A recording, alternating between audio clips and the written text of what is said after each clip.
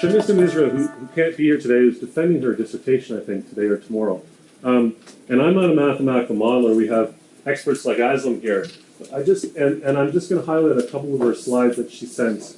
She was originally hoping to be here, but getting her dissertation defended is probably better use of her time today. And she provides, and these are really her slides, but what I want to emphasize is the use of mathematical modeling and cost effectiveness in helping to strategically think about where to act.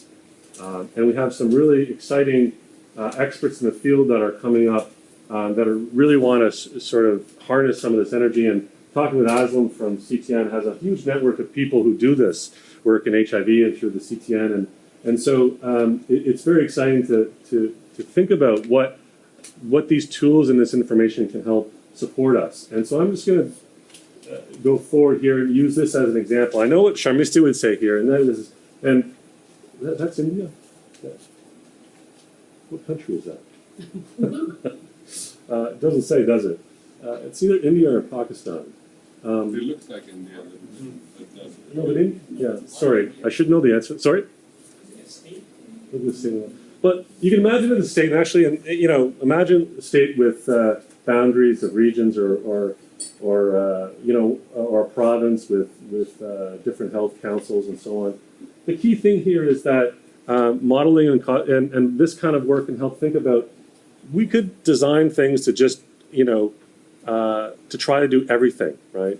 And what modeling and cost effectiveness work helps you think about. And Aslam and I had a conversation about this morning. It's not to think about this after the fact, but before, and this is showing where the state capital is and where the epidemic is happening. And so we know, certainly we were thinking about this in Ontario, and I think it's helpful to think about this context for other provinces and other regions is where is the epidemic or the epidemics by population, by key issue, by vulnerability. So, and it's think about, where do you want to act, and how can modeling help you think about where to best put your resources and your efforts and perhaps even funding. So this is what Sharmista would talk about, and she'd do a much better job than I'm doing.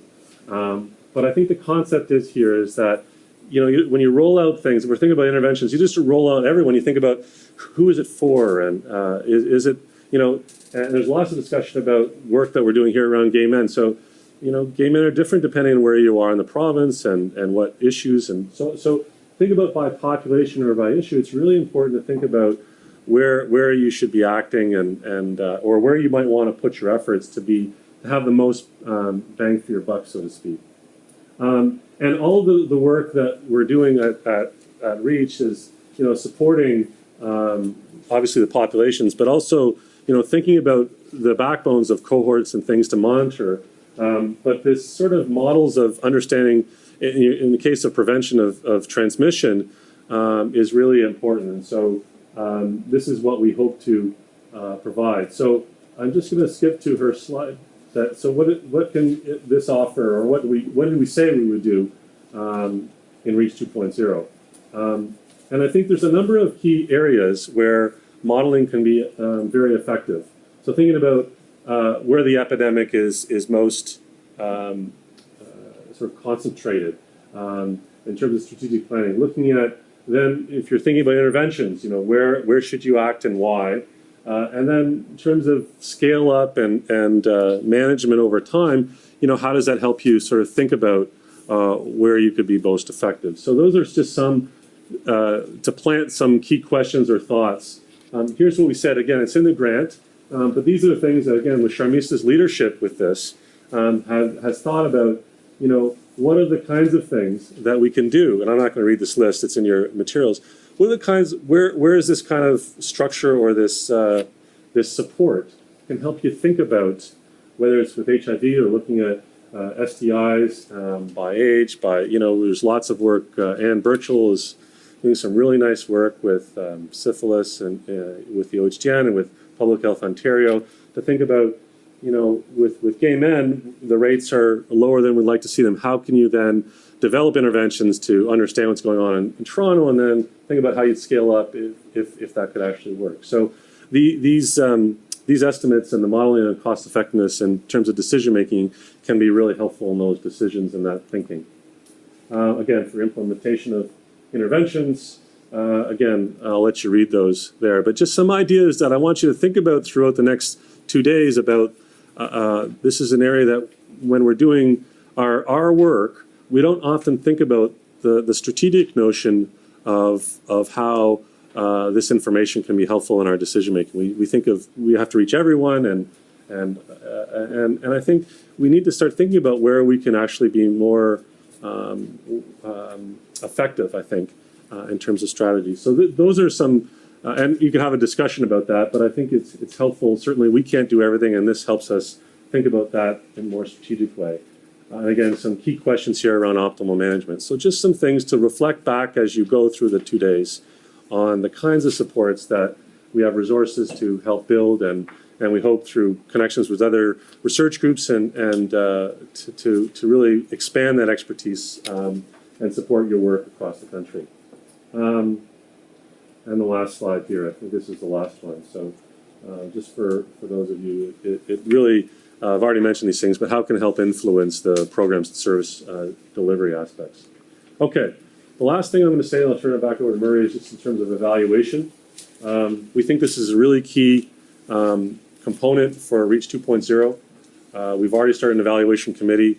We're starting to get that going. We have some models, and we have some people, several people in the room who are part of that. And I think this isn't just evaluation for the sake of doing it, it's the sake to inform pragmatically around programs, around strategic planning, around capacity building, and so on. So this is, it's kind of in some ways a buzz out there. I mean, everybody's being asked to evaluate what they're doing and show value for resources. And it's part of the context, I think, of where we are in lots of different spheres, sort of financially and even with research. I think in the research areas, I think we should be thinking about this much more than we actually do. That we're very good at asking questions and answering them, but not always thinking about the context and evaluating the effectiveness of those things. So we want to see that this work will support frontline agencies, community-based agencies, to improve their programs and services. And so these are things that we've sort of set out is, these different, a framework with different models and approaches.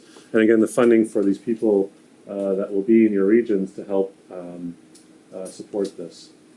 Here's a model that the evaluation committee is starting to look at. This is the UNAIDS framework. Again, there's many out there. We're trying to find the right ones that are going to help inform our work. We're just at the very beginning stages. But I just wanted to leave you with that for today, and I'm going to turn it back over to Murray, the kinds of priorities that we're setting out, we want you to be dreaming big about what we can do in 5 years, and we want to make sure we have a way of monitoring, evaluating that that's actually worked or not, and so we can help inform and hopefully along the way, not just at the end, how we keep on adapting to making things work on the ground. So with that, I'll turn it back over to you.